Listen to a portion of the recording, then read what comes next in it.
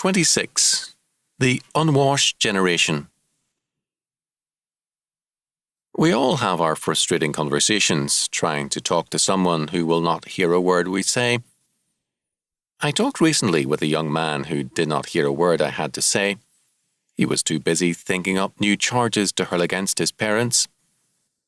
According to him, they were the most stupid, reactionary, vicious and thoughtless of people.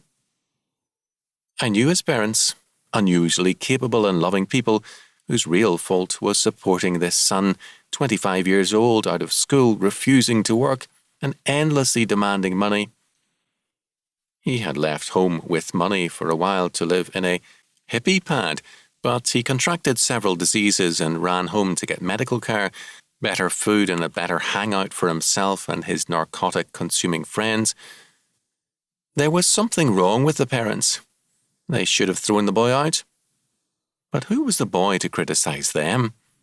The boy, really a man by age, was full of ideas on how the whole world and his parents should be reformed, but at any suggestion of reforming himself, getting a job, taking a bath, or the like, he screamed obscene insults at his parents. I had another such conversation, if you can call it that, with a minister. He quivered with hatred while professing to believe in love. The whole world had to be remade to suit him. The people who, in disgust, had left the church he served were, in his eyes, an ugly breed of hate-mongers. It was their duty, he felt, to sit and listen to his attacks on them. But his answer to any criticism, or a suggestion that he might be wrong, was a stream of abuse. Solomon described such people long ago. There is a generation that are pure in their own eyes, and yet is not washed from their filthiness. Proverbs 30:12.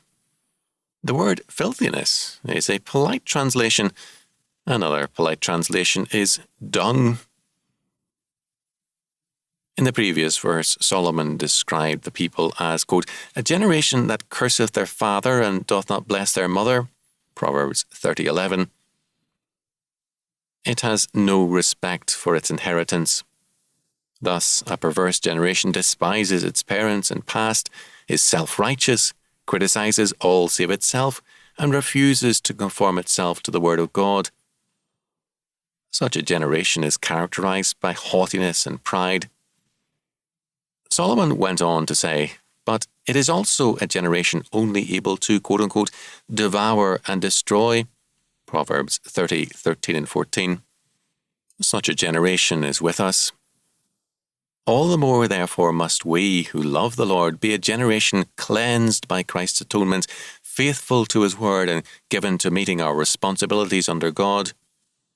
Where there is destruction, there must be reconstruction.